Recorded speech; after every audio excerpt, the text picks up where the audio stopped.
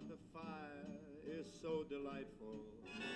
Since we've no place to go, let it snow, let it snow, let it snow. It doesn't show signs of stopping, and I brought some corn for popping. Lights are turned down low. Let it snow, let it snow, let it snow. When we finally kiss goodnight, how I'll hate going out in the storm. But if you'll really hold me tight, all the way home I'll be warm.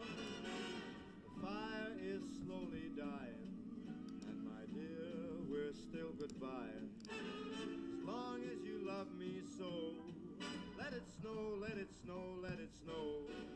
Doesn't care if it's in below. He's sitting by the fire's cozy glow. He don't care about the cold and the winds that blow. He just says, let it snow, let it snow, let it snow, let it snow. Ooh-wee goes the storm. Why should he worry when he's nice and warm? His gal by his side and the lights turn low. He just says, let it snow, let it snow.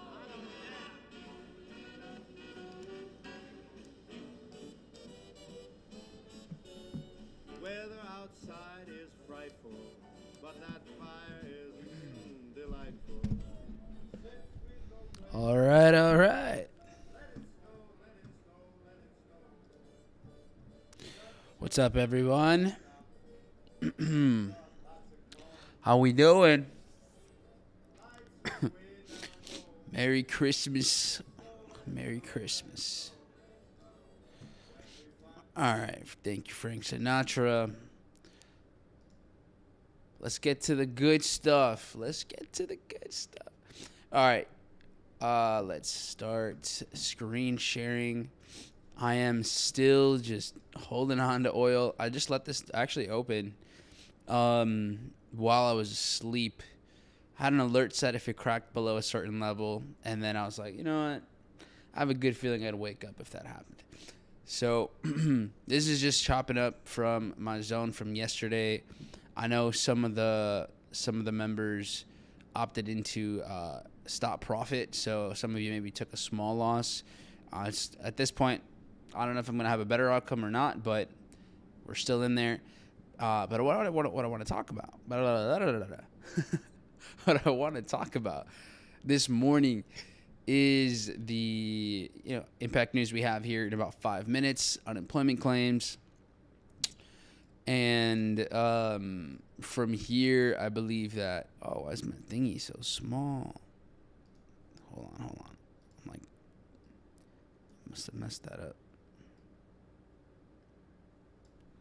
All right, here we go. So, yeah, let's go take a look at what can be influenced here. This is dollar news. I also took a short yesterday during Asian session with the yen, and this took me out first, which is unfortunate. I saw liquidity, the clear of the high. This looked like just squeezing, building up more liquidity before it broke the low. Stayed below, held structure. So this, I wanted a reversal out of this zone. Took me out first, then made a move, and is kind of back down here. So either way, that did not end up going according to plan. With dollar news happening here in a bit, the question is there a setup that looks valid to be involved in here? And I do see a 15-minute structure opportunity. Now it comes down to what major. So if you look here, this is Tuesday, yesterday's New York, right around yesterday's New York open. We have this push down before the continuation. So this is what I'm looking for possible buys. Australian gets set up like this. NZD, a little bit not as bullish. As you can see, it kind of pops up and comes right back down. And it already is a little bit more bearish. So typically what I like to do here, when I know I'm going to be comparing different assets in the same class, I'll throw the fib to see where we're at with everything. So 38.2 with Australian. NZD is more bearish. Euro didn't quite hold structure. as it's chopping its way down. You do have CAD futures as well that had a similar move, not quite the same. It happens a little bit earlier, about 9 a.m., whereas, no, I guess it's the same thing. 9 a.m. here. 9 a.m. here. So we see a push down. Market goes up, another move down, and then everything kind of chops up. So I guess this could be an idea as well. Not as like clean. I think it kind of plays out of this structure pretty fast. And CAD kind of tends to make its own rhythm because it also has Canadian dollar, which is fluctuating around these times. The yen didn't make that bullish structure. And then you have the pound as well. Pound ends up dropping one more time a few hours later and then tries to go higher, failing to really keep any demand. And then you have the Swiss franc as well. So right now, to me, it looks like the Australian dollar has the best setup. Swiss franc also pretty good. This is right around the 38.2. Pound is definitely more bearish. You could argue maybe CAD has something going on here. It's been pretty bullish.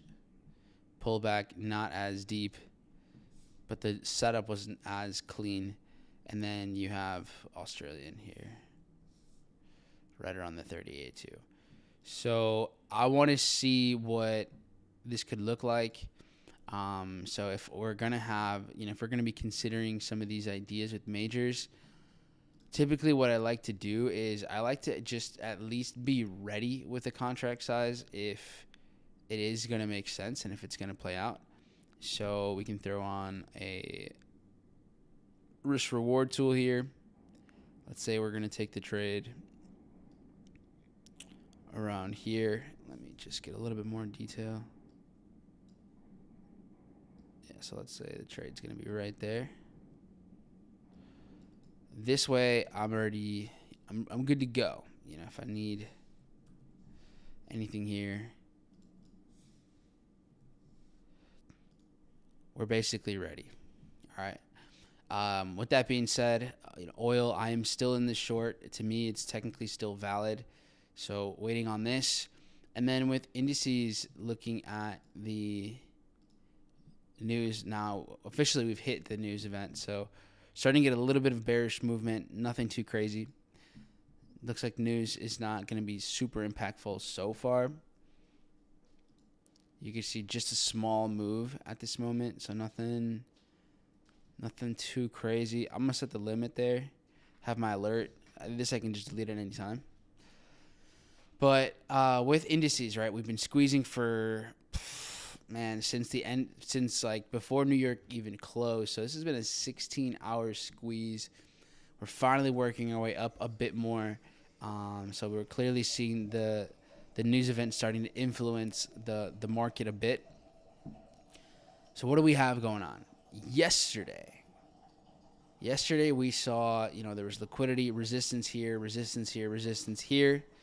This kind of went back to structure that was over here.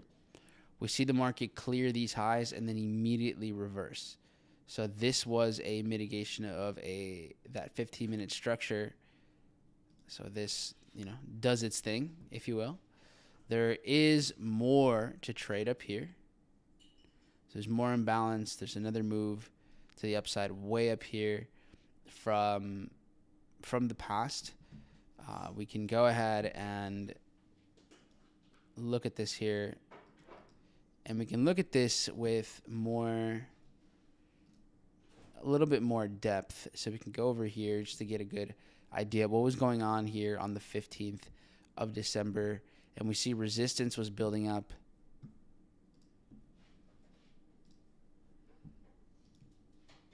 And finally takes the highs, drops. You see one last move up and then another drop. So I'd say that in this zone, you could see the sell, just this entire area, looking for a decent sell here. I don't know if this is going to happen anytime soon, but it is there. So that is way up here. We got some ways to go before getting there. I do think we can sell off before that anyways. So currently we're seeing the sweep of liquidity. The market drops below the structure. It's trading sideways for 16 hours. And now we're starting to trade back up into this range over here. There's one more move that happens during, like right at the end of New York session, which is clears the highs and then drops one more time. So you do have a potential, maybe a little something right here. Market goes and then it drops. So we can take a look at that in a second. What I want you guys to think about is what's NQ doing in this situation? And NASDAQ very much bullish, takes out the highs here.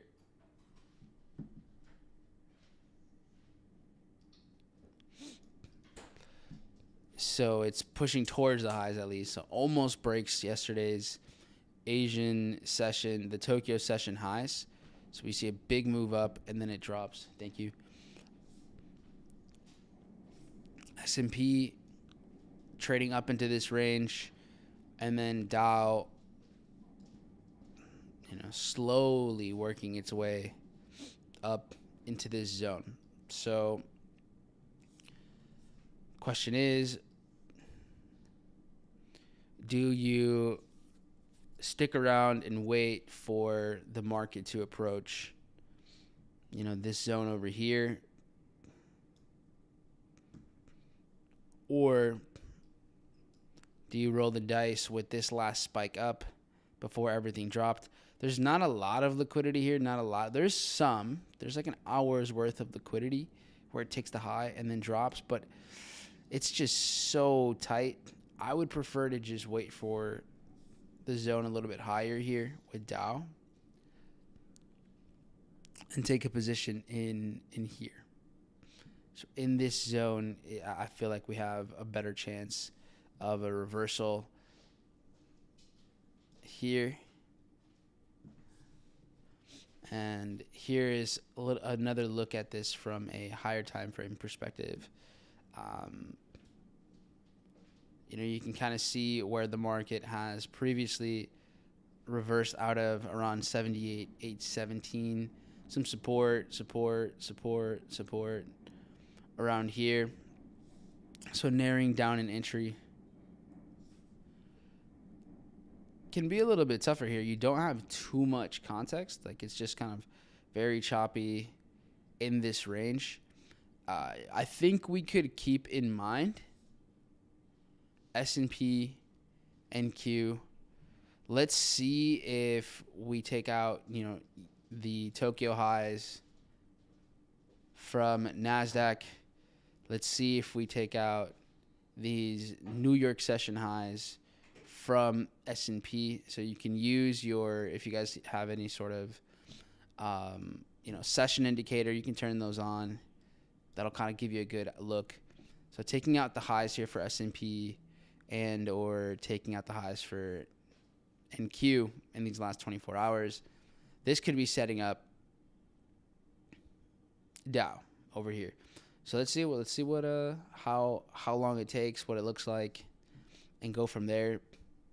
That's my process with Dow for a sell. This is Indices sells makes the most sense to me with Dow Jones. Now the question is, well, yesterday was really bullish. So are there buys that we didn't really consider over here yet? Can we break this down? Can we find an entry for buy positions over here? So let's take a look at all the movement we saw yesterday.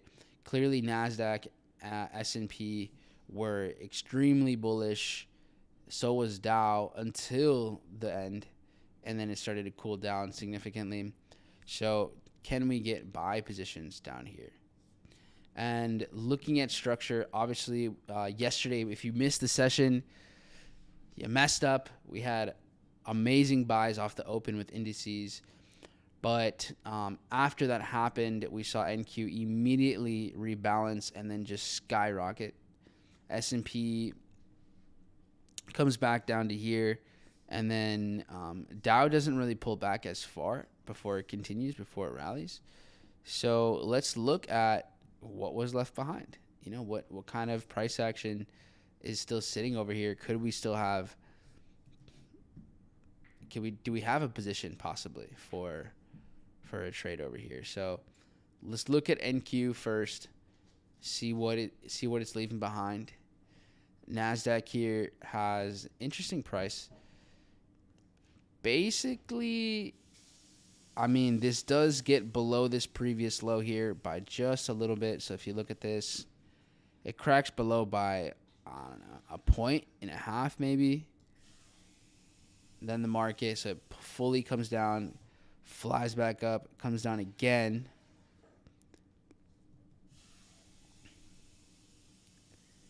At this point, we have this push down, the continuation. Market trades into the imbalance. It does look like it closes this out and then rallies. So, yeah, the last move to the downside really is this drop here for NQ.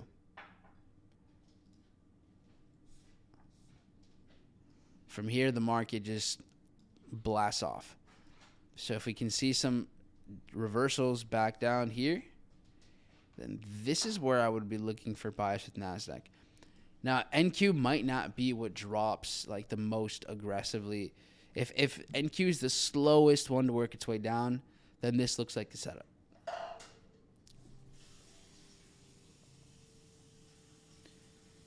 S&P yesterday was our trade of the morning. This I had a conservative exit for God knows why, and I was talking about taking it out to the highs here, but yeah, this 2R ends up becoming an 8R or something like that. Just about a 7 risk reward. Crazy.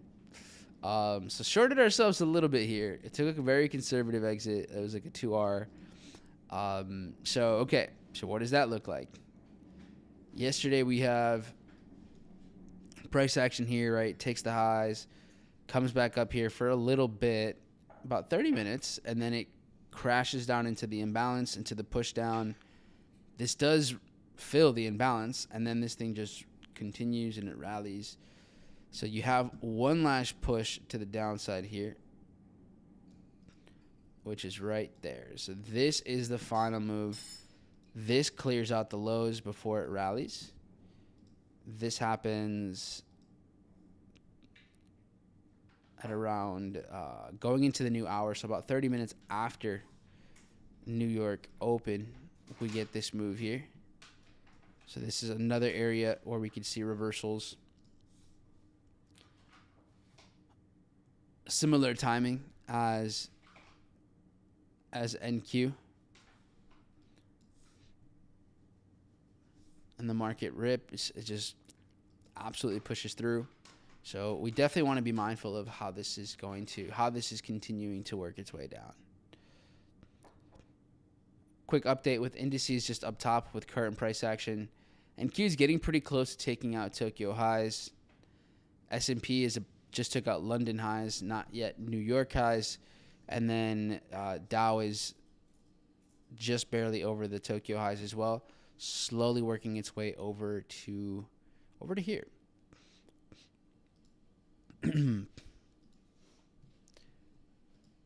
With that being said, I'm gonna start to prep an idea here for shorts with Dow. I think we can work our way maybe up to like here. Look for some shorts there. Take these lows out. Something like this. See if we can push down to here. Honestly, it might even go towards imbalances. We'll see. But this right now,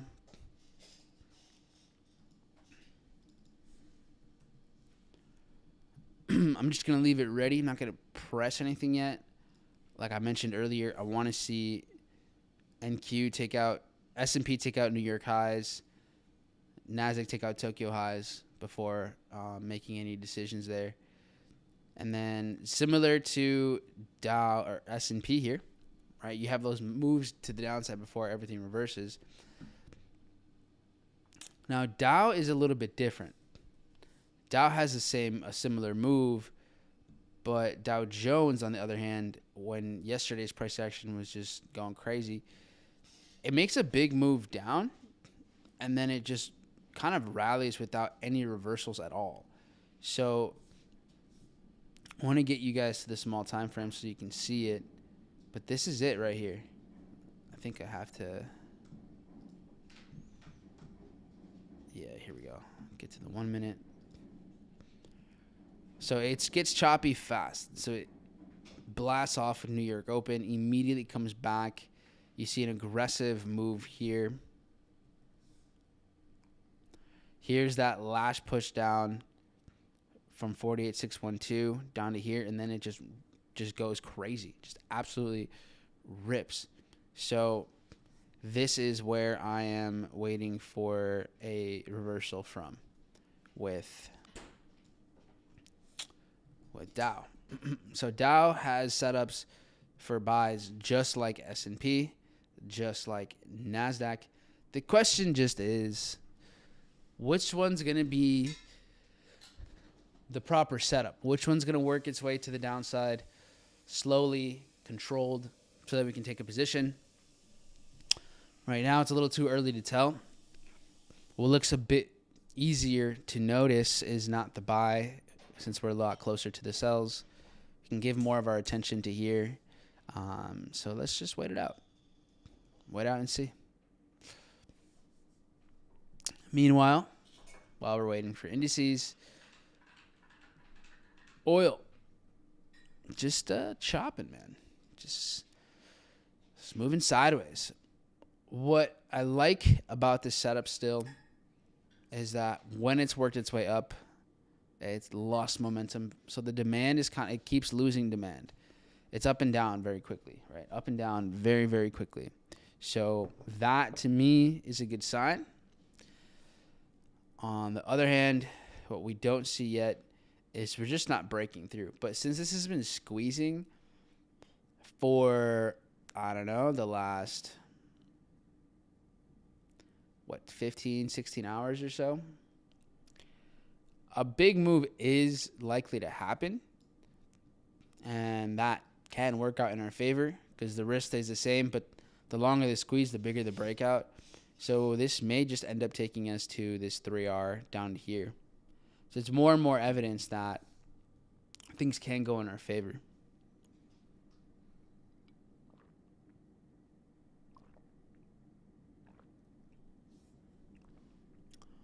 I'd like to add, and just a reminder, today is going to be like a half day. So markets will I think markets end up closing around like 1 p.m. Eastern, a little bit early, basically. So just be ready for that.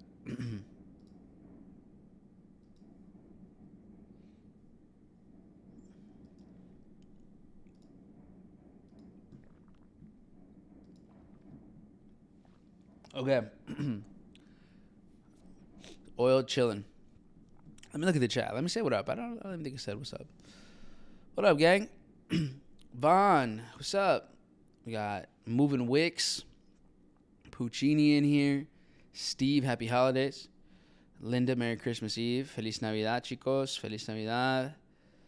Cesar, buenas tardes. Merry Christmas Eve. What's up, Corey, Seth, Evan, Juan Carlos. Feliz Navidad, Tradetopia. An hour early. Oh, Christmas came early. Merry Christmas, Merry Christmas. What's up, Joe? YM looking cute. Someone said, you're cute, Corey. Ooh, take him out. Take him out to dinner. The actual claims came out at 214,000. Forecast was 224K. I'm expecting some short-term bullish price action. Cool. Daniel, ¿cómo estás? What's good? Off till January 5th. Lock in.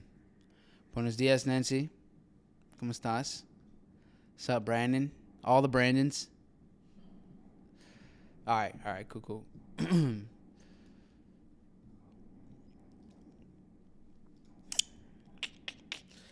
Looks like I think we're I don't know if we're gonna have to wait until New York Open to get any good quality action here with indices. Might be another New York Open trade today. All right. While we wait for all that, what we can see, let's go look at some metals.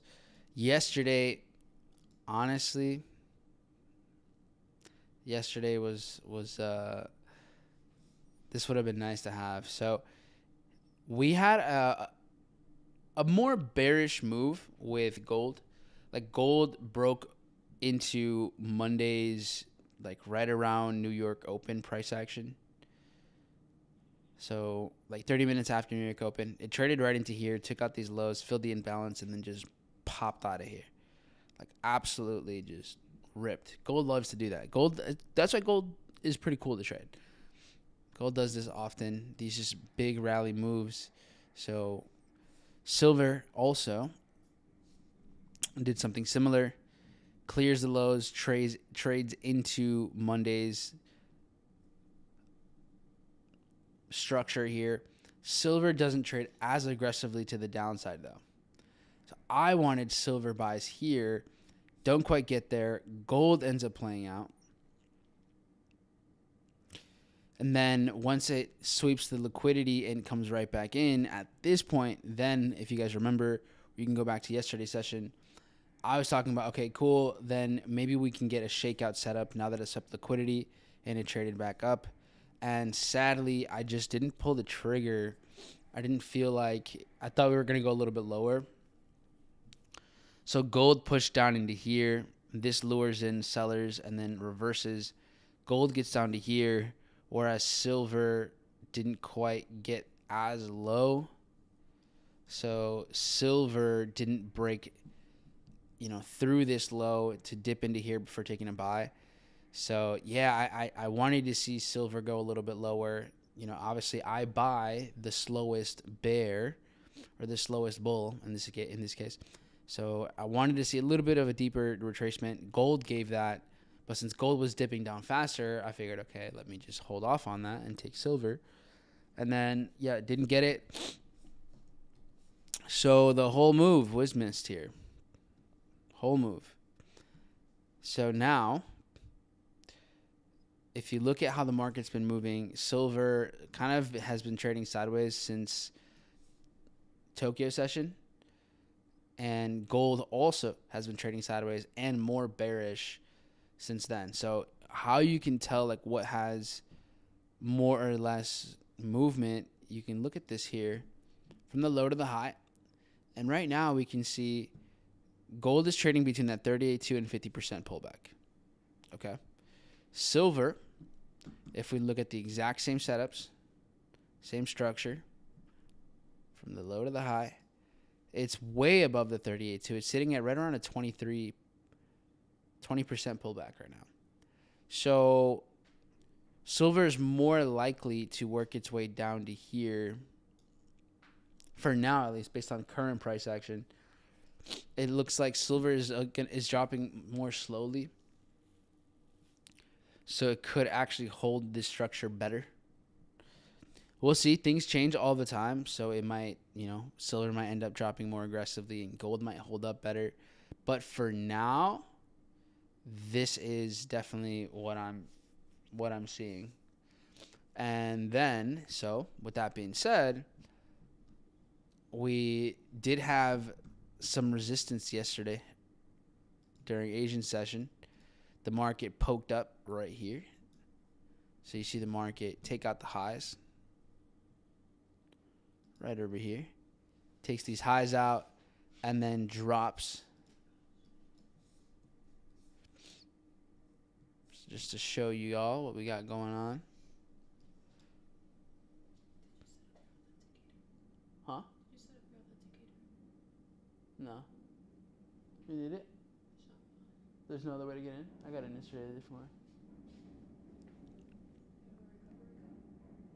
Yeah, it might text me, I think. So yeah, with that setup, you can see how it clears the highs. And then when it does that, it leaves it in balance. And it's kind of choppy up here. It comes into the zone, just kind of taps into this and then sells off. It's an aggressive drop, so I'd understand if we maybe think this already happened. Otherwise, there's this imbalance to play out of. But let's go back to indices here real quick.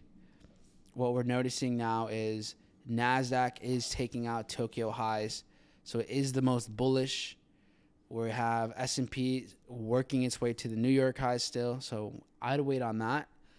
And then Dow is just slowly working its way up. Interestingly enough, this is what it's kind of trading towards here. So I wonder if it's going to sell out of this little move. Could it be?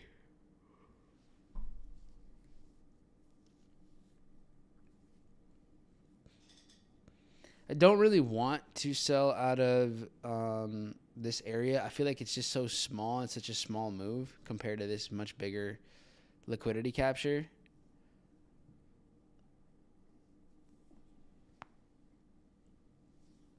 Let's see.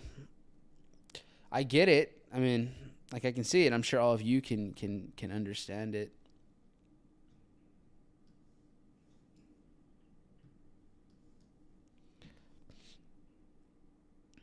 Here is the move we're talking about, where it just takes out the high and then drops. That was a lot of sideways movement here. Tons of liquidity. Breaks above by what? 2 points? A point or so? And then it drops. It's just such a small amount, man. I don't know if this is really worth taking. Only reason I'm just even considering it is because of the timing that we have right now, with S&P and NQ taking out the highs.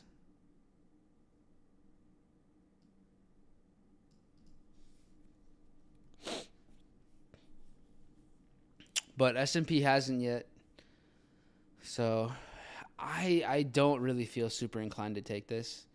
It just feels like such a small amount of liquidity compared to the higher zone.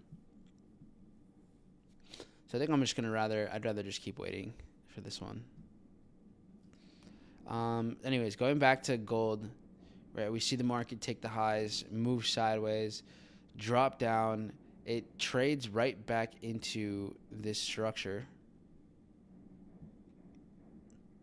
So right back into here, and then it just melts down. So the big question is, is there still something to mitigate here? Is there still a sell, or did this take care of it? It's kind of hard to tell. It comes back in pretty quick. It leaves it in balance, so it plays out of the open. If we're looking at silver rebalanced there really nicely. So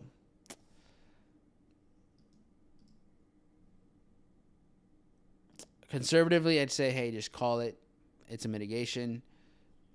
At most, I'm thinking this would be maybe just a half-hour trade. I'd say if gold is very slow to get into the zone, if there's divergence, if like silver took out the high and gold is like barely making it into this area, all right, cool. I think that might be worth taking. Otherwise, probably better to just stay put.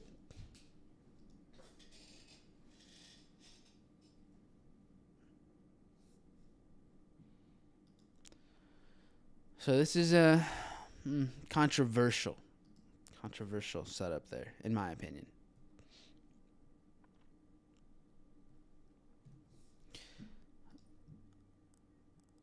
All right. Going back to futures, majors, didn't really get a lot. That news event did a very minimal amount, a little dip down. Maybe you could argue to trade out of here. I wasn't really interested in that. Everything else just basically stayed moving sideways. Not a lot of volume whatsoever with majors.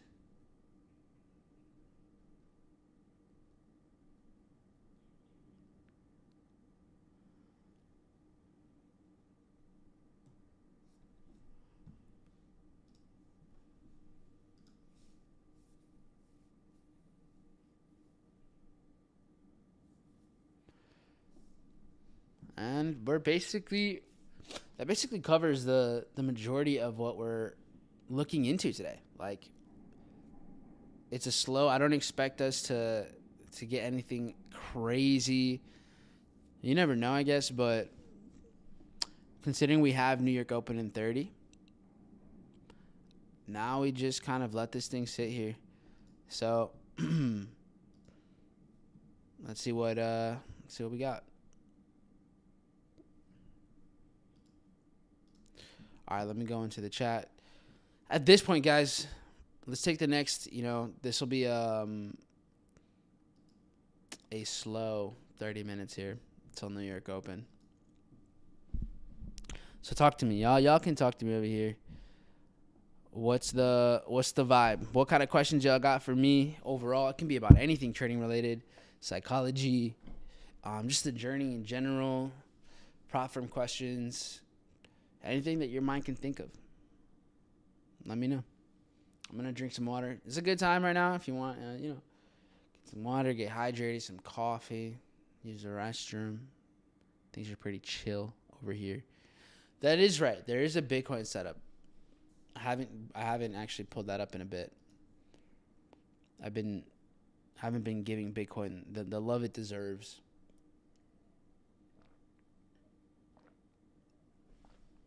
From a trading perspective, there's definitely a setup over here.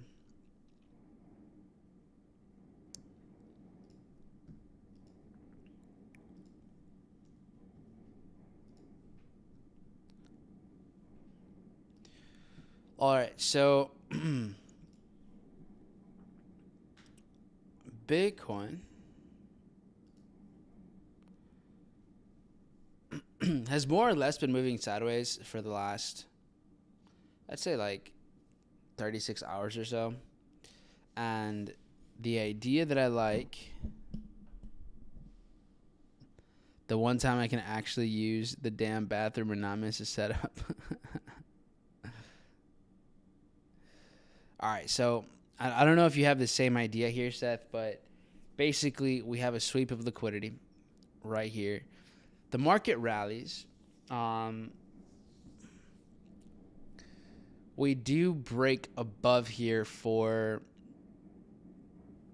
about 7-8 hours or so before we lose momentum.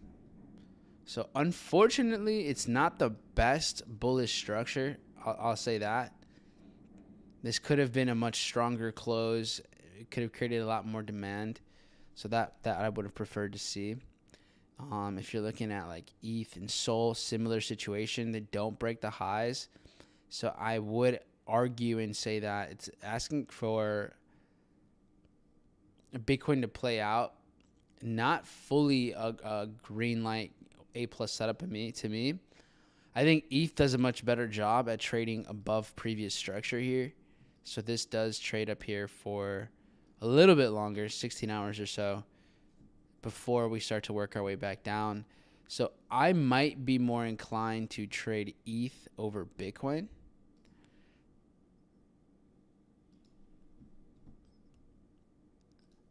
Got that right there.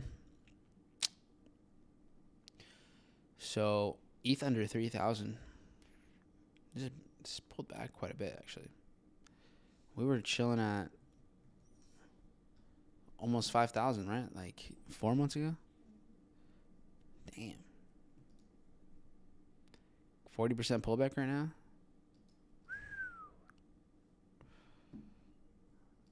Some ETH pickups. All right. So, anyways, we have ETH sitting here at around a 50% pullback, whereas Bitcoin is chilling, and it's a bit more. It's a deeper retracement over here.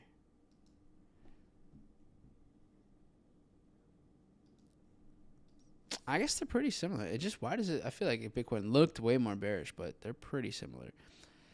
ETH is above 50%, so it's between 38 and 50% pullback. Bitcoin is between the 50 and 618. So Bitcoin is more bearish, not by a whole bunch, but it is technically more bearish. So, I'm in between both. We'll keep an eye out on either or. I like structure better on ETH as well. So keep this one in mind here. Dollar cost average for Christmas. Yeah, why not?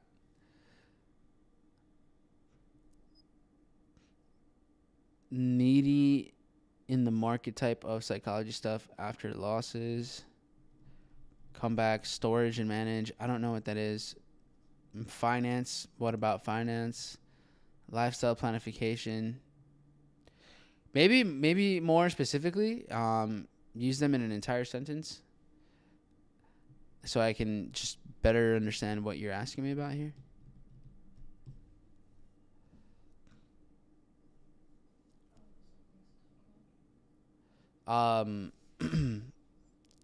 I mean, yeah, I get that, but like,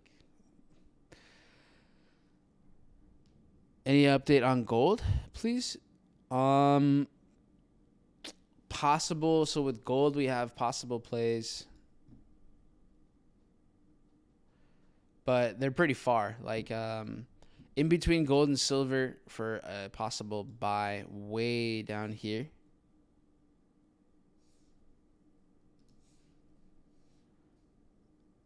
So we have silver buys at these lows.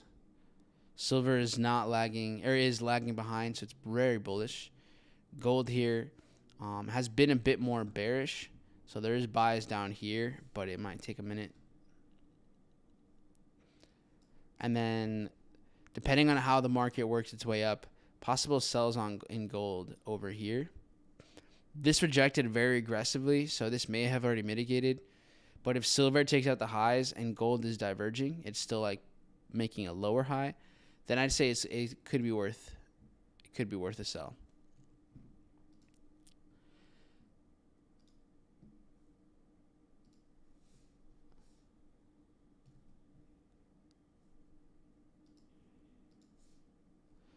So look at how NQ took out the Tokyo and New York highs already and quickly worked its way lower. S&P still hasn't taken out New York highs, and then Dow is kind of just chilling. I wonder if this could maybe flip around. Because now in the 1 minute, we see that aggressive move up, and then this is starting to drop. We could end up getting a reversal on NASDAQ instead.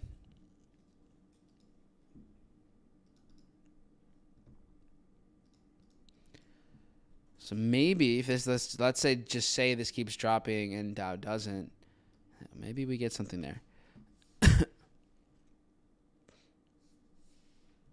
We'll see. We'll wait and kind of see this, see what it wants to do. Meanwhile, oil, this is an active trade that I have right now, trading right into my right into the trade that I have open. Did you talk about oil? Yeah, just in there. It's just chopping. It's just sitting there, not doing much. I haven't moved my stops since it's been squeezing for quite a while now, about 20 hours almost. Then or however long, I would expect a bigger move. So if it's a big move up, then cool. It's just a -1R. But if it's the big move in our favor, then taking out the liquidity that has been building up here, trading into this zone makes sense. All right, so let's see.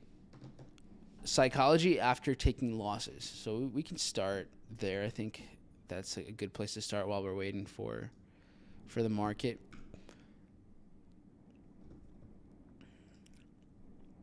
So psychology after taking losses. So let's talk about that. What does that really mean? Why does it hurt, right? Why does it hurt to lose when you trade?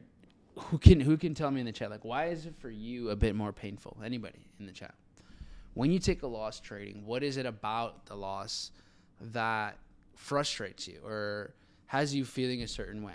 Walk me through it. I can basically predict what you're going to say because we all have experienced it in different phases of our journey, right? We experience losses in different ways. And they bother us for different reasons. So, and I want to give you time to answer.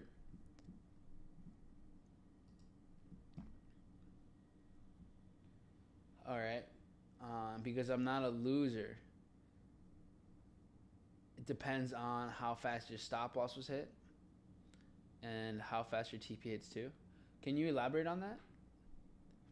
Like you're saying, if you get stopped out really fast, it's better or worse for you?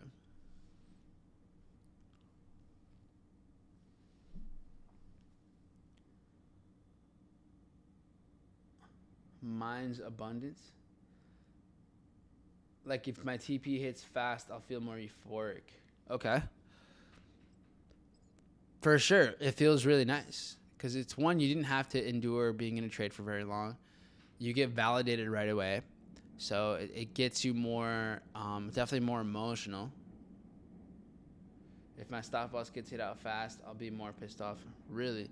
I feel like when my stop loss hits fast, I think I feel less of any type of way. Because you didn't have to, like, go through the process. Like, all the hope gets built up. It's just like, you're just done, kid. You just get knocked out super quick. So, right, losses, the reason losses affect us so much, it comes down to different things, but and you may think it's because you lost money. But honestly, I don't think that's always the case. So we don't like being wrong. And we feel like when we lose, that's what the market's telling you, hey, you are wrong. And since we're conditioned to need to be right all the time, that messes with our heads. You might not have enough confidence in your skill yet. So especially if you're still figuring out trading, when you lose, you think you're just not good enough. You're not understanding things yet. You're not getting it down. And that might be true. Yeah, you might still need a lot to work on, but it also might not be true. You may be doing things well. You may have a very good understanding, and it doesn't matter. Like, I lose all the time. Doesn't mean we can't make money trading. You know what I mean? Like this month, I'm about 55% win rate, I think. So 45% of the time, I'm taking a loss. It doesn't feel like it. I actually feel like I'm winning more often. So maybe my break evens are like technically losing or something. But it doesn't matter. Either way, it's like, it does feel like that though. So if you're figuring your skills out, the losses don't feel encouraging. Because in basically every other thing that you do, it sucks. Like it feels like no one likes to lose. But the way I would look at it is every trade isn't an entire game. So if you want to put this into like a sports perspective, it's not like every time you take a trade, let's compare it to a couple different things. Every time you take a trade, it's like you got to go up to bat in a baseball game. So when you lose the trade, it's like, okay, cool, you struck out, but it doesn't mean you lost the game. That's it. Compare it to, let's say, a boxing match. You show up and you didn't, like, you're in the match.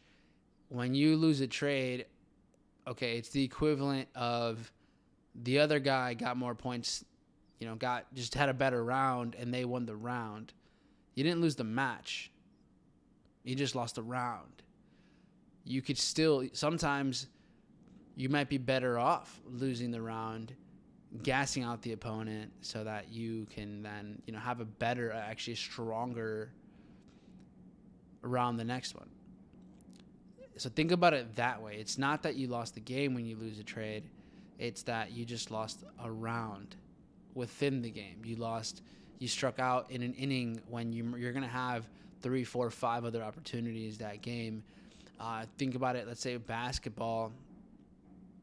You might take 10, 15, 20 shots in a game. Okay, you missed one, whatever. Go find your spot again, right? Go find your setup again. Take the shot. Same thing if you think about like in football, whether it's the global version of football or the American version of football, it's the same processes. Like you get to take a whole bunch of shots at goal or at the down the field. There's gonna be some shots you take that are gonna miss. There are gonna be some throws that are gonna miss, but it's fine. So that's the way you want to look at it. So when you're making an attempt, one, how good is it? And then if it is a good attempt and it doesn't play out, cool, it's part of the probabilities. So just some perspective with losing. So after you take a loss, just remind yourself, hey, that's cool. I lost the round. I didn't lose the match. So did I lose in a way where I can continue to fight another round? That's all that matters, to be honest. How good, if you're like in your journaling,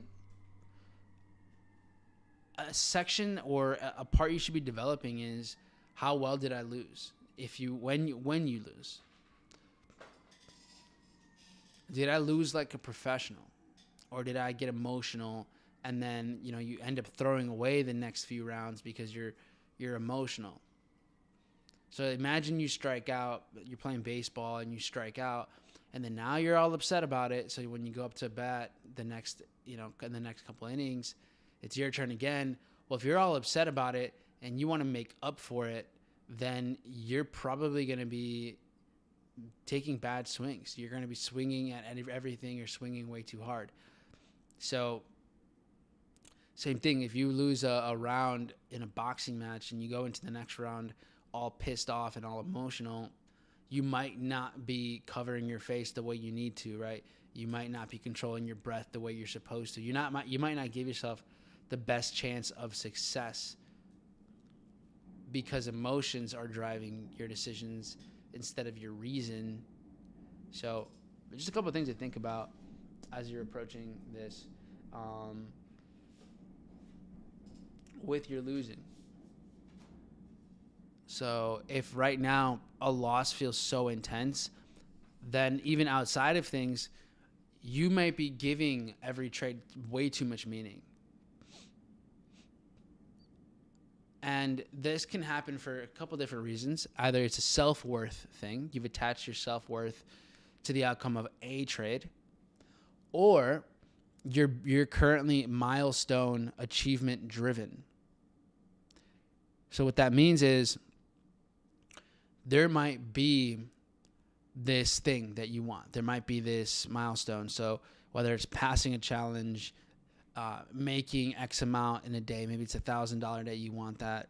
Or you want to get to a point where your account is withdrawable. So you want to get to, let's say, 3,000 in your balance or 5,000 in your balance, 10,000 in your balance. So you've just invented these random numbers that matter to you. You've invented these expectations, and then now that's it. So because you missed the mark with that one trade, now you're like, oh my God, like I was so close or whatever.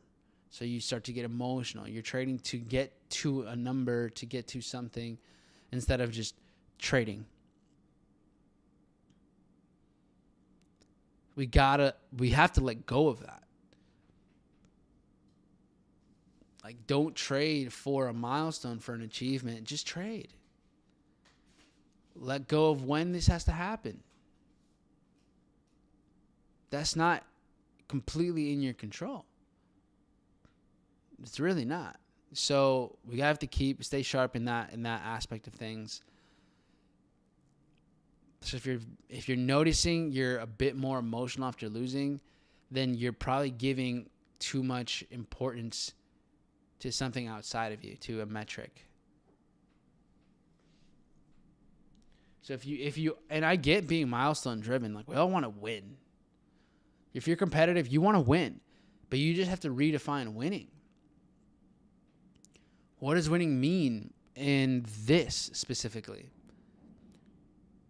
So if you redefine winning, then that's also going to help you redefine losing. I think the moment that you really become connected and driven by the quality of your process, by just keeping a high standard in your decision making, when you do that, I think that's when you start to make money trading. You hold yourself to a standard. So cool, that's your new milestone. Like, I'm going to be at this level. This is how I do things. Not this is what I get. This is what I do. This is who I am. And you got to live up to that as often as possible. That's when you start to make money. Because then you're no longer chasing money. You're just confirming who you're supposed to be. All right, let's get in the market real quick just to do a little check-in. Yeah, drop a T in the chat if you got some value there. Okay. So it looks like Dow is rejecting this zone as we had talked about. That could be possible. S&P still not taking out New York highs. I kind of wanted to. NQ here, broke below briefly, came right back up. So I'm not really too concerned about anything here. So yeah, I'm gonna just keep waiting on indices to go a little bit higher. I think S&P has motive to break through those levels. So wait it out here. Oil still chopping up and down within the zone. Filling in balance, coming down. Whatever. We'll see if this is just rebalancing and then it's going to want to push down again. But yeah, this thing is like just sideways, not doing much. We're 10 minutes away from New York Open. Cool. And then if anybody wanted to add to what I was saying or give some more context on your own, feel free. I'm very much open to answering questions here or just going deeper into the matter. We are wired to compare a loss with being a failure. Absolutely. And so many things reinforce that. The schooling system reinforces that. Whatever type of parenting you received might have reinforced that. I feel what Corey said about stop loss. Getting hit fast because I'm like, WTF, is my trading plan wrong or am I tweaking or is this just probabilities? I mean, yeah. Losing doesn't mean your system is wrong. Remember, the losses are included in the trading system. A profitable trading system isn't one that doesn't lose. It's one that makes you money. That's it. It's that makes you money over time, not over one trade. It's over 10, 25, 50. Sometimes, yes, your 10 trade sample size can be profitable. Sometimes it needs a little bit more.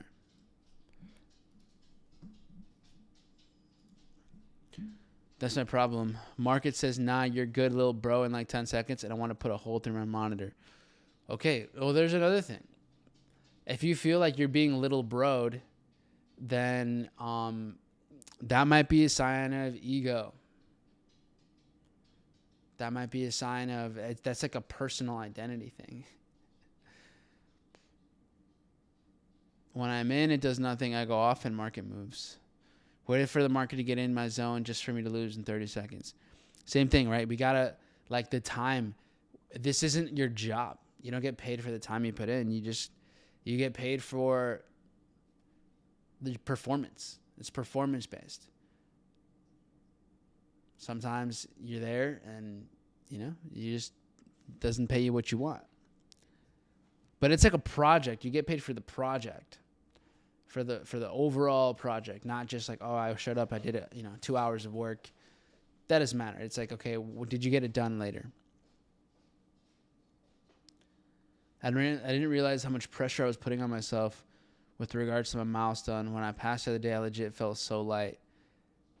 Yeah, absolutely. Like if you've never passed a challenge before, that might be what's like getting you so caught up in it. It's like you feel that the moment you do that, you're going to be validated and everything is going to be better. And you'll actually feel better. Yeah, you will, because you did it. But if you put so much pressure on it, it's also why you might make decisions that don't align with your system, that are short-minded. Don't trade for a milestone. Exactly. I'm new. Could you explain how you identify your blocks you mentioned on the class sessions? Did you go through the Smart Money Playbook? In there, I go through quite a bit of how to break them down. There's guys that say, do this, do that, change this. How does one just make doing the right things part of their identity, not just on trading, but life in general? Well, set the tone, right? Set the tone first. What is the identity? Like, define it clearly. The more specific, the better. And then everything you do towards that, like, check the box off. Make that the to-do list. Is like, all right, this is what reinforced trading like a six-figure earner, trading like a seven-figure earner. I journaled. Okay, check. I took today, I took my entry flawlessly. Check. I took my exit flawlessly. Check. I lost and I processed my loss and I didn't retaliate. Check. Cool. All of those things are going towards that. So choose your standard. Choose the actions that embody that standard. Choose the attitudes that embody that, and then go from there. Could you explain how you identify your blocks? Yeah, so go through, guys, in the Smart Money Playbook. If you've never read it, watched it, whatever, check it out. Is do that. But basically what we're looking at is these blocks are typically when the market sweeps liquidity. So when the market eliminates retail positions. Retail positions could be based off of resistance, based off of support, based off of trend line liquidity. So we're looking for liquidity first. So where is there predictable human behavior, predictable orders in the market? Typically support, resistance, trend lines, break and retest, things like that. And then the zone is identified by where the market starts its massive move. So, for example, let's say the current one that we're looking at here.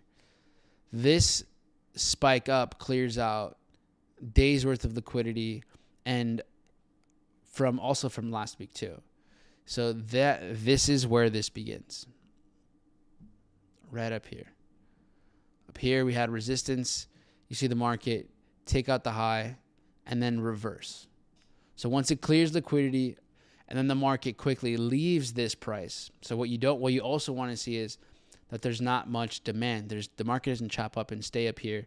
It actually quickly loses momentum and works its way down. Oh, you can't see the screen? My bad. So it sees the price here. Resistance sweeps liquidity and then quickly leaves this. So what we want to also see is that that the market isn't wanting to trade here, that there's a back and forth, a tug of war between buyers and sellers. It's like, no, we don't really want this price. And sellers win in this example. And what that means is the reason the market can come back here and then reverse is because, one, if the biggest players in the world, if the orchestrators of the market, they intentionally pumped the market up. In order for a market to go up, they need to inject money into this. So they open buy orders to trade this higher. So then when the market eventually comes back over here,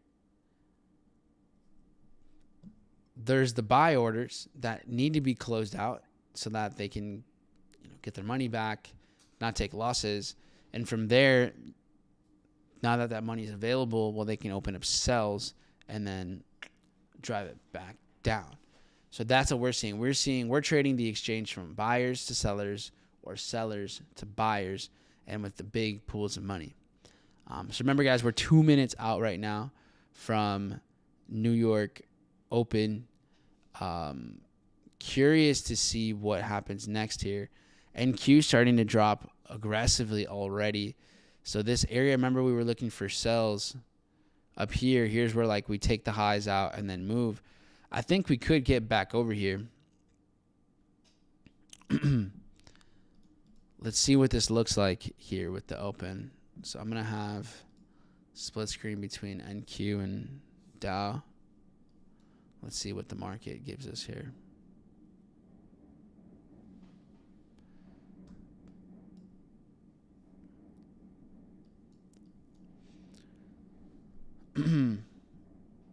Consistent journaling helped me develop my personal confidence in the markets. Passing funding challenges helped me with my discipline as well as confirm that my strategy works. Keeping my funding active after having blown a few taught me stricter self-control. Yeah, on the money. On the money 100%.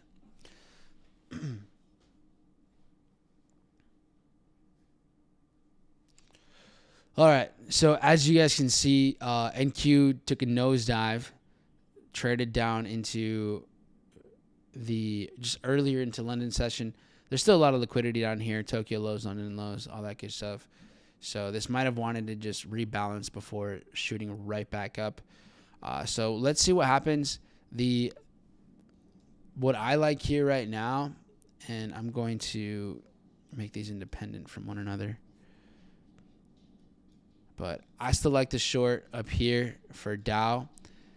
If we start to see, let's say NQ just kind of picks up momentum again and starts to rip to the upside, then I'm open to selling up here. And remember, we have S&P as well.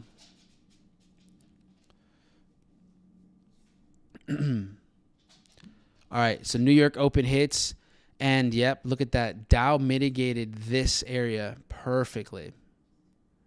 So this was it right there. Damn, I ignored it too. I was like, yeah, I could see it, but I don't love it. Well, guess what? I should have. Meanwhile, all right, we're getting NQ blasting off up to here. I'm not looking to sell nothing. We're chilling there. Dow now swept liquidity, Tokyo lows, London lows, and then is deciding to work its way high. Looks like this rejected anyways. Everything I'm rejecting, it's like, I don't want to take that. And then, okay, it plays out. Oh, I don't want to take this one. Plays out. But these were mid setups. These are pretty mid. So didn't really want to be involved. Now that we've gotten Dow to sweep liquidity here, let's see how this continues, right? Are we going to get NASDAQ to go higher? Is S&P finally going to break above the New York highs over here? Right, we still haven't seen S&P clear these highs. So the market's just really, really choppy right now. Dow is working its way up to here, right? About to trigger the alert. Meanwhile, oil is getting closer to stopping me out. So can the market hold structure and turn around? So, okay, Dow is now within the zone. Okay. S&P not quite taking out New York highs yet, so I don't want to take any entries yet. Meanwhile, NASDAQ is very slowly working its way up compared to everything else. So I might actually end up wanting to find our way into a sell with NQ instead of anything else. So even though Dow now is kind of in the zone, well, Dow is pushing super bullish. Very, very bullish. Way more bullish than we're getting NQ at the moment.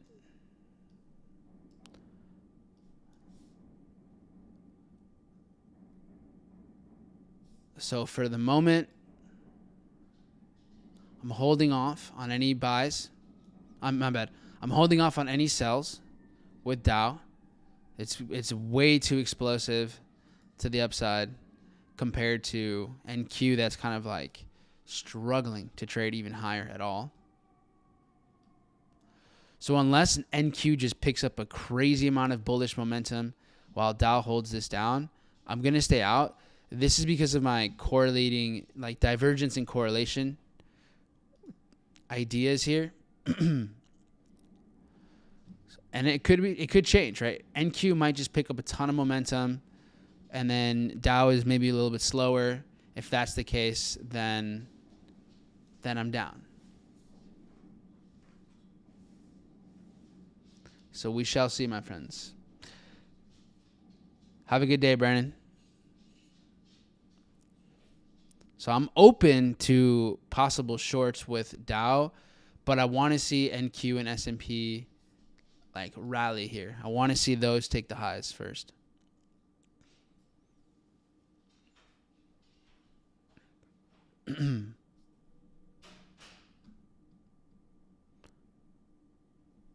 Here is the high on S&P, almost there. Meanwhile, Dow is kind of chilling, it wants to drop.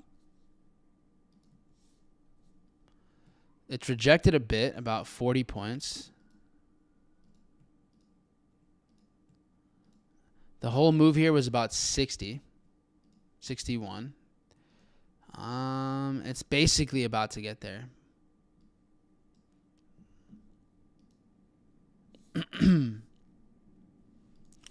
So a lot of back and forth between S&P, NQ, just not good price action for me. This is the worst price action when they're all jumbled up, moving in all sorts of crazy directions. Can't make up its mind on where it wants to go. So, typically not my favorite type of price action.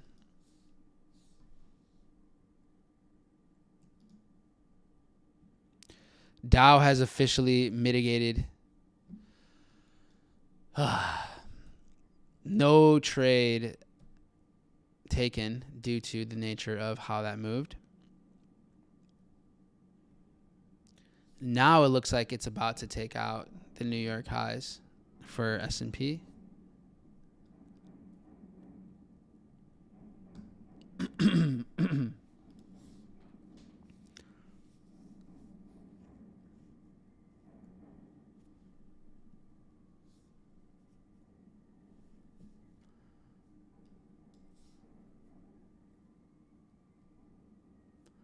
All right, S&P here, about to clear the highs. So you're seeing it's super, super close.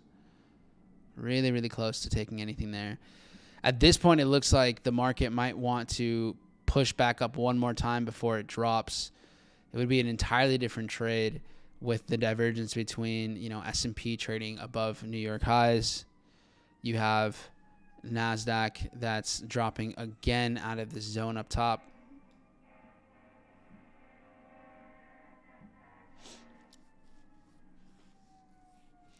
So this is just crazy price action, like back and forth. I'd say it's a little tricky. I do think the market's going to end up shorting here soon, especially after S&P takes out the highs.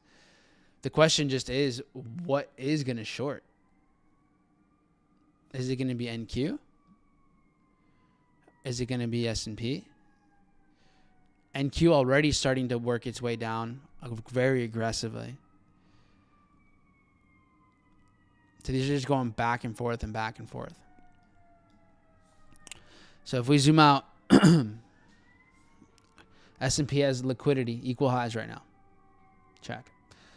We have NQ that's looking more like distribution since it already took out New York highs. And it's holding this down decent over here. So distribution type of trade would make sense. Clear liquidity, played out of the zone. It comes up, drops again. So we are seeing low demand with NQ every time.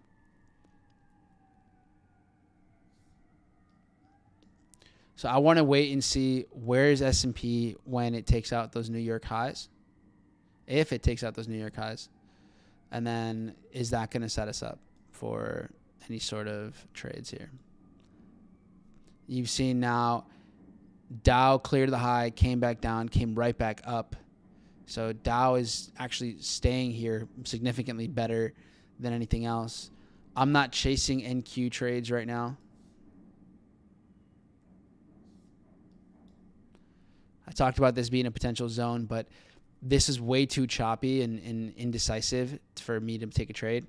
So it didn't really make sense. So despite all the volatility, wanting to get in just for the sake of movement is never a good idea.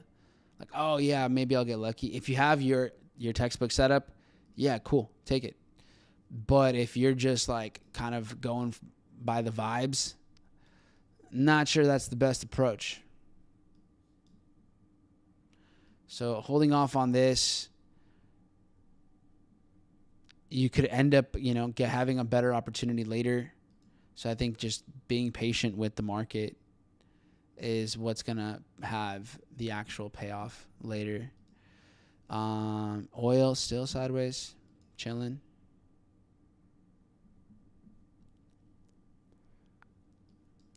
The other idea to consider also here with the market, and I guess I can just go one screen now. I'm going to place an alert if we come back up here with NQ. But Dow, right? Dow with the New York Open, it crashed down. So we swept liquidity here. So here is the Open right there.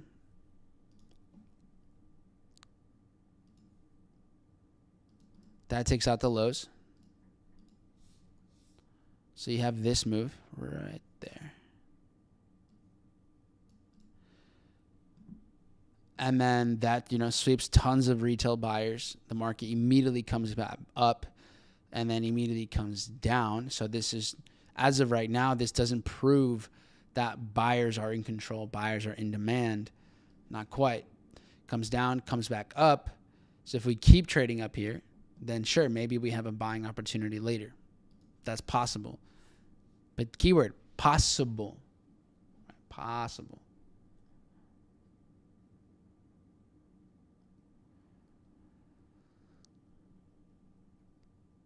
And Q right now is showing the lack of demand up here. So really no bullish, no buying demand. If anything, the market's starting to go lower and lower. So it's showing us more bearish pressure with NQ.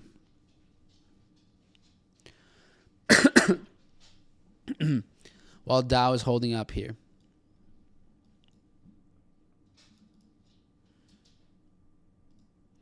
So if, based on the way this is moving now, NQ shorts make more sense.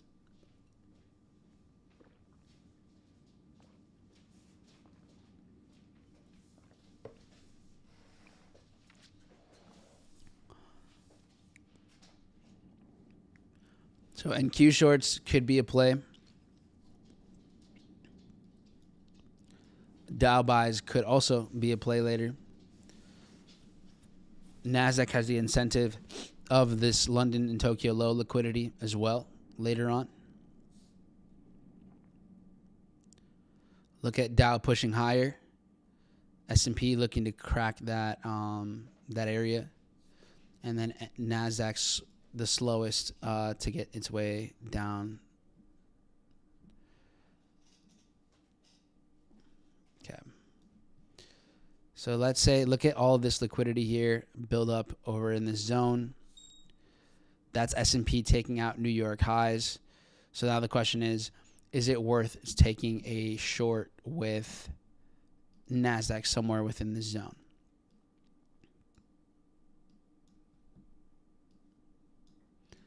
Does this make sense risk reward wise? Does this make sense in any capacity? So now that the market here, took out, S&P took out the highs, then yeah, it could be time for the market to turn around with NQ. Is there enough confirmation? Very choppy, very sideways. If it's going to sell, it'll probably sell out of here somewhere. It's just a personal choice. If you guys want to follow distribution, this is more of a distribution play. So I'm going to go just half R out of here. This did not enter me at all where I wanted to. It was delayed. I wanted it to be up here. But this is more of lack of demand distribution. Now that S&P took out the highs, could see a reversal. If it doesn't reverse, that's fine too. I took a very small trade on this. And then we have, right, Dow going higher. S&P took out the New York highs as we talked about. And then, so at this point, either it respects and holds structure. And this is like the, this is showing a lack of demand, and it plays to take out the liquidity that's sitting down here. So you have, for example, all of this liquidity in this range, and you could, just swipe all of that, play down to these levels. And since it's been squeezing so much, the best case scenario would be for this to honestly move down a lot, like work its way down to some of these deeper levels. So, yeah, we'll see if that's going to be the case or not. I felt better about this idea now that we saw S&P take out New York lows or New York highs and everything like that. So, and okay, we're seeing a big move down, so I'm going to start tightening up my stop here. And this is, being traded across 15 total accounts, 16 total accounts. So now tightening up my stop there. So we're seeing this start to reject very strongly. Nice. Dow losing momentum. Okay, cool. Then now this can come back to how tightly do you want to manage this? Here we had the big move up. We can take a look at this also with NQ. NQ, not MNQ. Sometimes those are different. You guys can see here. A little different in their movement.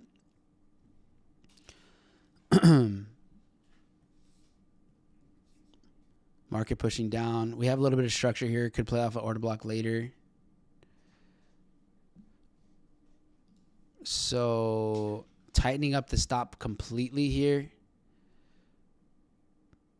What I want to see is if this, let's say, comes back to rebalance and then drops again, then I'm going to just tighten this up quite a bit.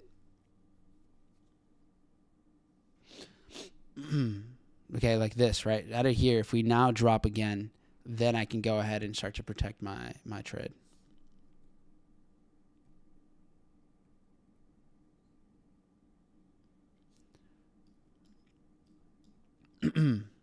Let's see if that's going to be the case.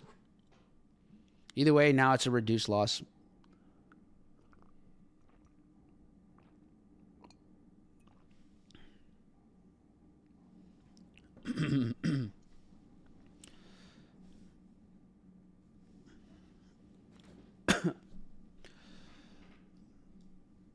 And then RR-wise, yeah, I'm definitely going to take this further down. I'm going to go for the break out of this. So if you see this thing has been squeezing about 55 points, I don't see why we wouldn't go and push towards, a break below like structure, at least into this imbalance or something. So it's breaking into, these areas. Look good to me, just trading down to here. Also going to keep in mind the other indices. So for example, right, Dow. If Dow breaks below here, then that could be solid because that would be trading back down to what we talked about earlier. So remember this.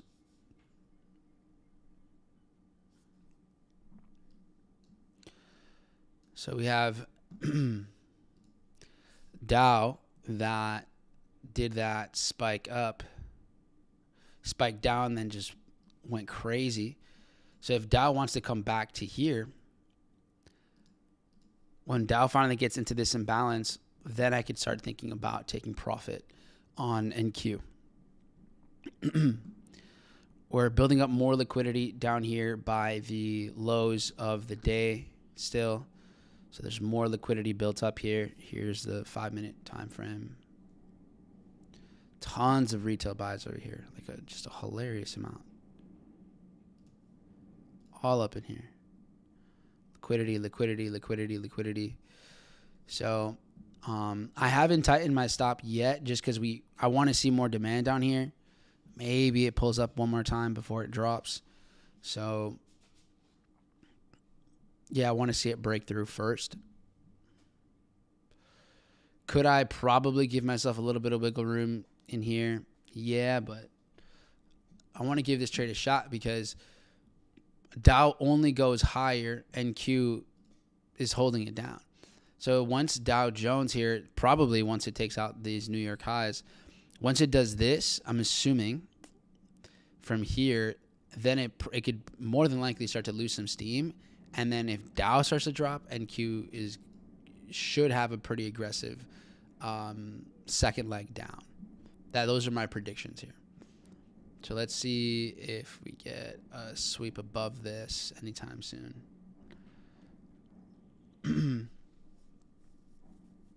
So this, just to break down this idea, this was distribution, the lack of demand again and again and again, the divergence with S&P and Dow Jones. That was kind of the idea behind this trade here.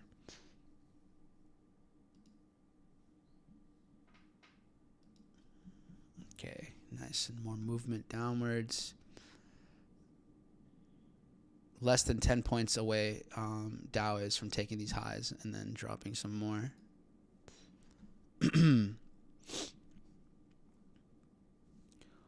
Oil just surviving. All right, and there goes Dow. So now Dow is starting to take New York highs. This is sweeping tons of liquidity. Think about how many sellers had their stops above here. Right? Think about that. How many sells had their stops above here? So much liquidity. So a lot of money is available, is like right here. So this could easily absorb all that and just melt. And that's what I'm counting on to get this next push down, this next wave to the downside here. All right. Whenever you want to come in, just go ahead and, go lower, pal. You can do this. Meanwhile, what's S&P doing? It's just kind of sideways. Okay. So NQ still moving down.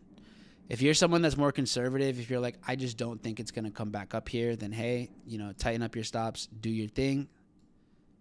I respect it. All right. Dow trading up into here. This is a good clearance of liquidity at this point.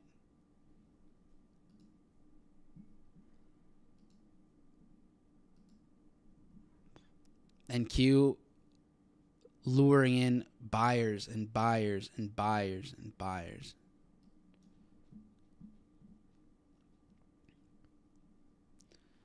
The more the better.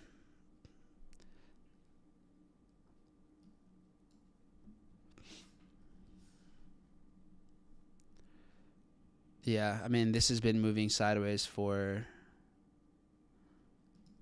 almost 20 hours. If this holds up, then, yeah, I think the move is going to be substantial. 10-hour potential, in my opinion.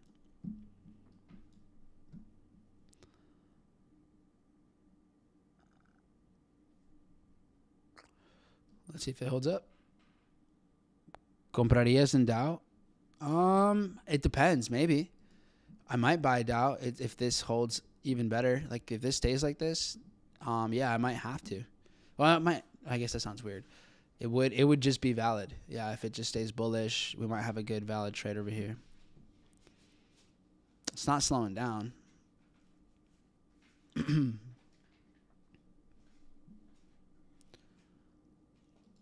Oil giving us a little hope over here. Did anyone take profit on on NQ. Just like it traded down to here. Anyone just like take their money real quick? Or is everyone holding? For those of you that decided to take this, I made an executive decision based on the divergence and the lack of demand that we were seeing on this trade. Holding. Okay. The lack of demand every time it was coming up to here, the break below, and the instant just losing of momentum. So you see that time and time again.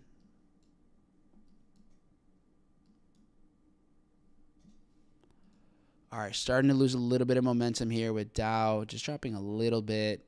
I think that's benefiting, or it was benefiting NQ a little bit here.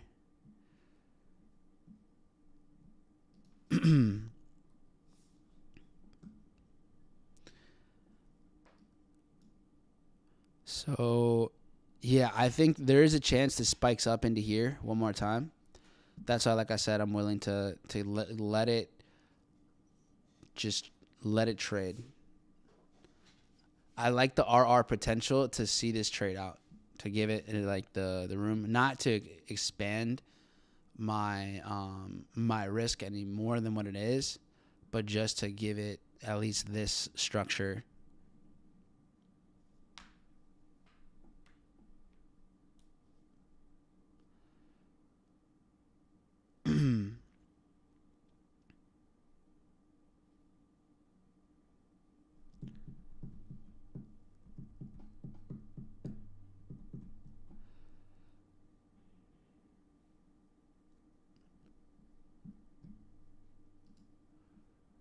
What do you guys think? Is oil actually going to end up doing anything today, or are we just going to sit in that all day? So, oh, wow. So look at this. Dow is still going higher. Still going higher, and NQ isn't really budging. It's like, cool. But it's just holding down the fort. Does it make sense, guys, why like the RR here is, at least for me, worth still taking some of a loss for the sake of having the opportunity to let this thing kind of work its way all the way down?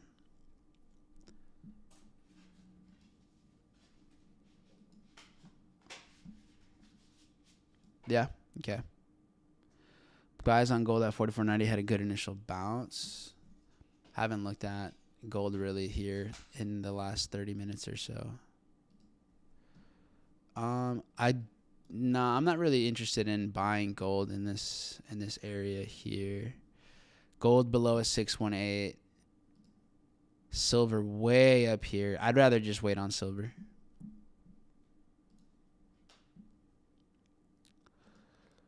All right, so NQ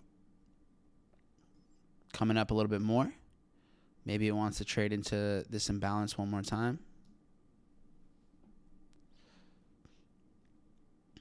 Losing steam again.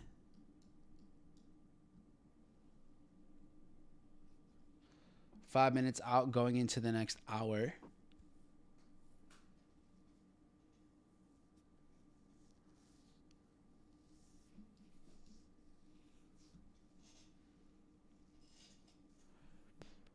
So, yeah, right now, let's see. We're hovering a little bit, nothing crazy, right? This is the lead account so far.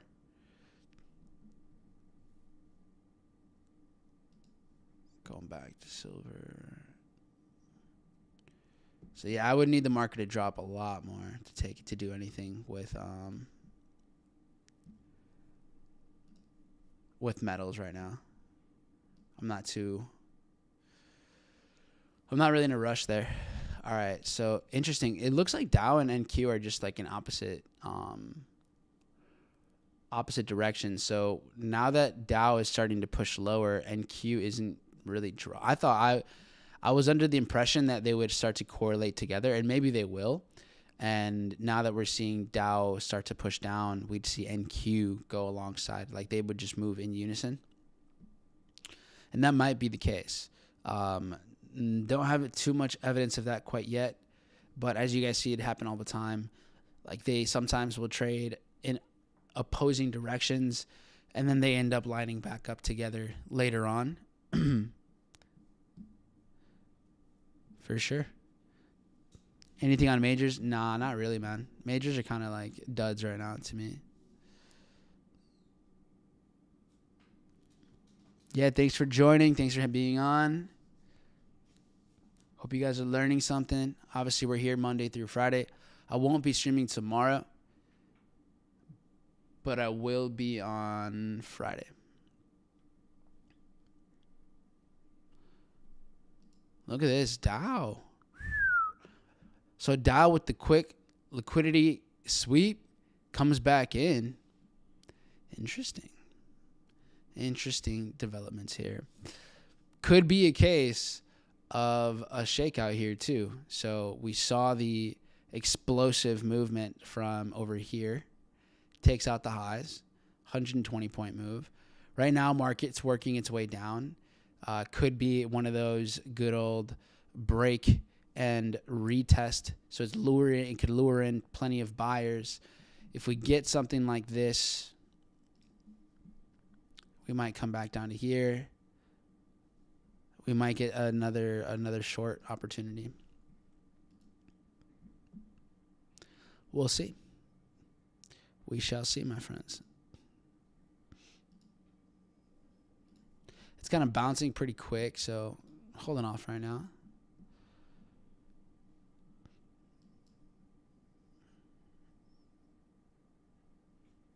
This is kind of what we saw yesterday. I'm considering getting out. I don't agree. Or I don't know exactly what you're referring to, so feel free to do whatever you want, man. Be convicted in if you're interpreting something with your technical analysis, then go ahead, shoot your shot, make your decisions. Just ask yourself, am I operating out of fear or am I operating out of exactly what the market is showing me? So if you have a decision on that, awesome. Take your call, make your pick, and live with the decision for sure. I'm totally at peace with letting this thing run. I see we just have a lot of liquidity here. The market came down, traded down here. It's come up for 5-7 minutes or so. It could just as easily come back down. And it could also just come right up and take this out. So I'm okay with whatever happens. Pretty straightforward for me. Oil, yeah, you keep going. Come on down. The price is right. NQ is showing more bullishness than YM, would you say? I mean, for the last couple of minutes, sure. Kind of. Right now, Dow is going up and Q is going up. So, yes and no. They're kind of just flip-flopping. So, I wouldn't necessarily... right now, look at this last 4 minutes. This is pushing upwards. And Q is not at the same strength pushing upwards. So from up here, from 854 down, yes, I would agree. Here, NQ did not drop. So for the last 6 minutes, sure. But it's a couple minutes of price action. And back up it goes, oil.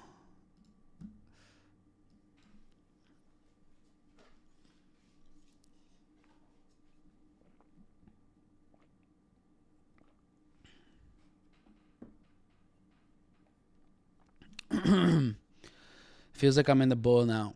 Then get out, man. If that's what you think, then yeah, just get out of the trade. No one's holding a gun up to your head, You have the liberty to do as you please. Okay. Excuse me. Now we're in this imbalance over here. So either it rebalances and drops and then potentially able to adjust stops, or this just takes the highs and we have a completely different setup. Then we either have a new setup later or that's it. There's really nothing else to do. So right now we're starting to get, a little bit of a push down after rebalancing. See if that's going to be enough.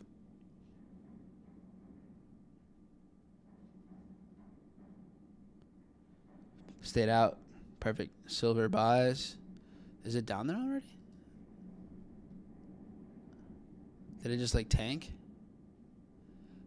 Way down here, yeah.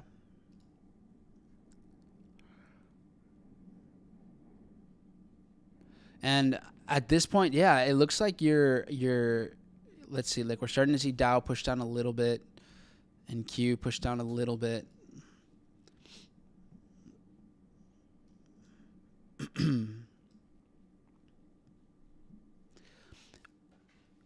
If we get back below this like little, 15-second time frame structure here, so if we break below 725,800, like we just get a nice push down here, then I'm open to tightening up my stop.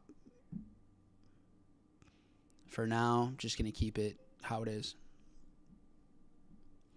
Starting to get the last couple minutes, a bit more of bearish momentum. And as soon as I said that, it goes, oh, yeah. Comes right back up. Oh, yeah. I'll show you bearish momentum. All right, right back up in here. And now it is. It's holding up here pretty well. Not as bullish as Dow. Look at where Dow's at. All right, Dow's climbing back up this entire thing. Going higher and higher and higher. And Q just holding this down. What's S&P doing? S&P just kind of moving sideways.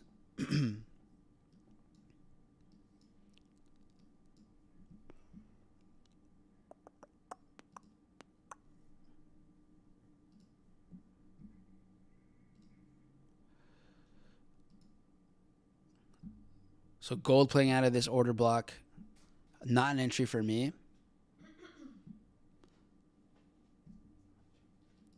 But I get it for those of you that are, into that.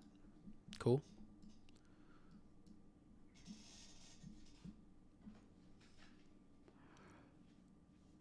Respecting top half of the 9:30 open 1 minute candle. Top half of the 9. What does that mean exactly? What does that tell you? Because I don't really know what that, like, how does that serve in context of, like, what we're doing, of just the market? The fact that it's on the top half of the candle. Is that more indication that it's just going to go higher? Is that what you think? All right, so looks like it's about to take me out over here. About basically as full of an imbalance as you can get at this point. This wasn't enough structure for me to take a short on Dow. Like, it came down and up way too quickly for me to short this. So I'm not, unfortunately, not looking to sell anything here. And I think that's me getting stopped out. Yeah. So just got stopped out of here. Took out this high. Small loss. I'm totally okay with. And like you mentioned, now we're seeing a totally different type of structure. Dow is starting to give the bearish signs after taking out the highs. And it worked its way down very quickly, played off of the previous resistance, traded right back up. Had this moved sideways a little longer, I would have liked taking a sell on Dow, but it came down and up so fast that I wasn't fully convinced on this. So yeah, I'm not fully sold quite yet on anything. So I'm not going to take anything else here until I have a completely new setup, completely new information. If I don't get anything that gives me like just clear, abundantly clear ideas, then there's really nothing for me to do here. So this is where you want to be mindful. Like, all right, am I looking to get in again just for the sake of, wanting to see some sort of profit? So yeah, I need an entirely new, context in order to take something. The trade that does make sense is the buy. The buy over here for Dow, where it takes the high, comes back, plays off an open, and then now we've seen the market have a good structure here for the last 35 minutes. Yeah, this looks significantly better. So here, if the market the longer it stays up here, the more clear this idea looks. And honestly, like, you have a lot of support trading around the zone. So around here is where I would want some buys, would be like right around here. Something like this could be solid. Looks like NQ wanted to just take this high out one more time. Now it's starting to lose momentum. S&P pushing even higher. NQ made equal highs though, so got that there. All right.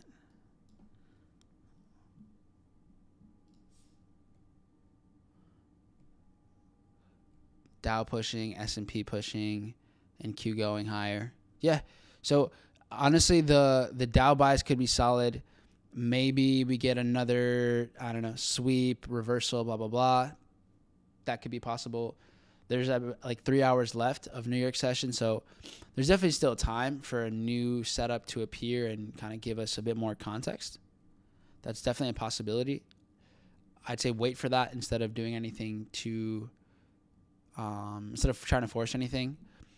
Oil might surprise us and finally make a move. Hasn't done absolutely anything yet, so this has solely been squeezing. So maybe we get a nice move with that here shortly. We were looking at metals. They played off that order block. I think some of you in the chat took this. Someone in the chat I know took this. I think you're talking about a buy in this order block around here. You got a good bounce. Not my trade, so congrats. Love that for you guys. Majors, just too sideways to do anything for me. So chilling. Australian holding up well. So this buy for AUD maybe later on in the week might be nice. And Q taking out these highs again, playing upwards. Based on structure, NASDAQ obviously is still holding up within the zone, and so is Dow. Like, Dow is not breaking above whatsoever. So I wouldn't go for a sell it yet or anything. We might get another version of this, right? You might get another sweep, drop, and then you might get the move. So stay tuned. Right now, definitely NQ with a bit more bullish momentum. Same with S&P relative to Dow. So S&P just pushing and pushing and pushing. Looks like, I wonder if this is going towards all-time highs here. It's got, S&P's got these highs right now. Here we had a sweep, so it might take out this structure. I don't know if it's going to take out all-time highs today. It's possible. So let's see. And Q, all right, here we go. And Q just took out the highs again. Nice. Took out the highs and instantly started to lose some momentum. All right. So if you're to get something like this, so now that it took this out, if we were to come back down,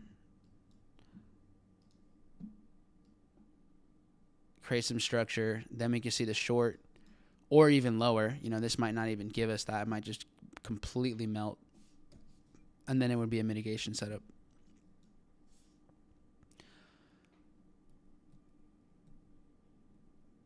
Let's see.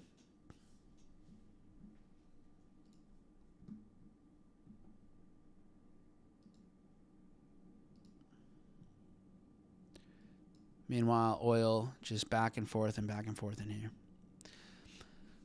One thing I noticed is, at least intraday, oil does tend to follow indices pretty well.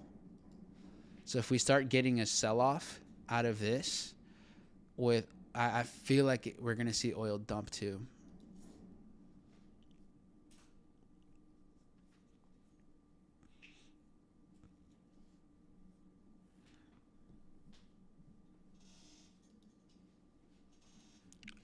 Cool. All right, guys. I'll leave you to it. Yeah, my stop loss is still in the same spot for oil. I'm still up here, 58.80 on futures. Mm-hmm.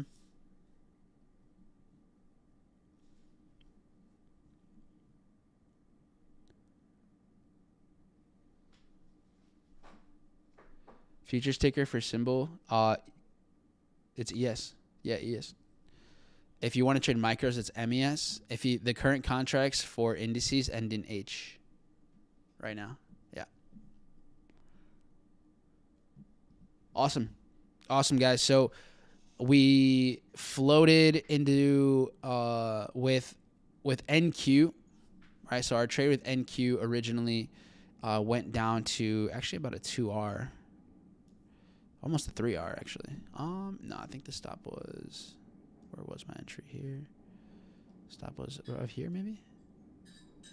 I don't remember where my stop was. I think it was here though. So trade was here. We dropped down. I was under leveraged for sure, but we saw 2-3R. I know we wanted to break out to just take the whole move down. RR wise, like it was worth for me to have a small stop, a small loss, for the benefit of taking a massive risk reward. And the fact that it was squeezing, I was super down for that. So no regrets whatsoever. I'll take a small loss for a huge risk reward trade, considering we had evidence for it all day. And then we might just have another opportunity here later on. So gonna stay put with that. And then following that, one thing that I am noticing is Dow is really cooling down. It's nowhere near as bullish as we're seeing S&P and NQ. So I feel like we could see maybe one more sweep and then a loss of momentum to possibly position us for sells there. Oil also, if everything gets ready to short, then that might also give us that oil sell that we've been patiently waiting for here. S&P just on a rampage. Okay. Well, guys, thanks for hanging out with me on Christmas Eve over here. Nothing too crazy. We could have made some money, or at least maybe some of you did. I preferred my risk reward in the way in which I was going for it, so I'm cool with it. Super cool with it. If you guys are, looking to keep improving every single day, make sure you're journaling, make sure you're documenting what you did today or what you didn't do. Maybe you had all these feelings, but you were like, you know what? Nah, I'm going to just stay out and I'm going to trade my own game. Awesome. Love that for you. And of course, we'll be here. I won't be here for Christmas tomorrow, but the day afterwards, we'll be hanging out here together. So as always, appreciate you guys, for everything, just supporting Tradetopia, helping yourselves by being here every day, learning, going through the resources in the free community. And for all of you that are taking action. The last thing that I want to share, remember, we're doing a giveaway, right? We're doing the giveaway for submitting testimonials. So on Christmas Day, I'll be selecting 2 random winners who submit a testimonial. The raffle entries are based off of what kind of testimonial you have. Obviously, be honest. And then just look at the post. So if you want to submit your testimonial for a chance to win, then here it is. I'm going to go ahead and drop this here. So submit your testimonials here. Go ahead and win some funded accounts. That'd be a great way, right? Merry Christmas. So take care, y'all. I will see you all in a couple days, but we will be in the chat, in the community, chopping it up. Feliz Navidad. Have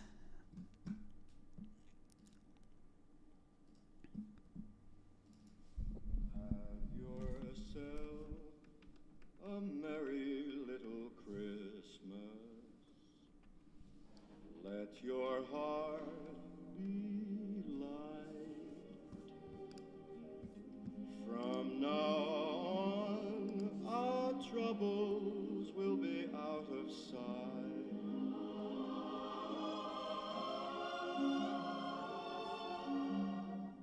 Have yourself a merry little Christmas.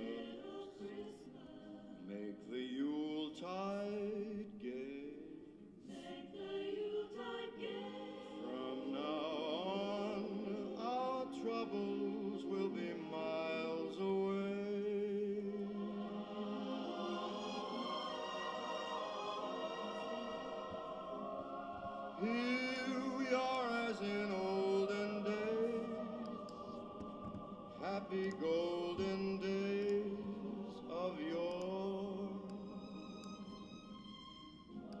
Faithful friends who are dear to us, gather near to us once more. Through the years we all will be together, if the fates allow. Hang a shining star upon the highest bough,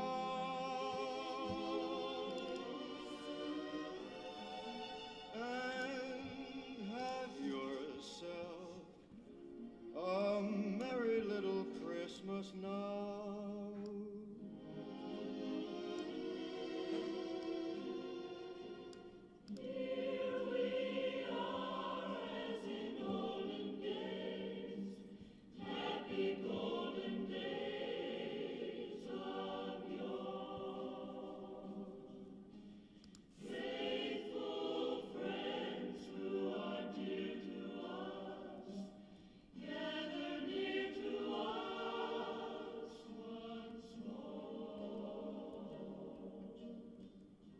Through the years, we all will be together, if the fates allow. Hang a shine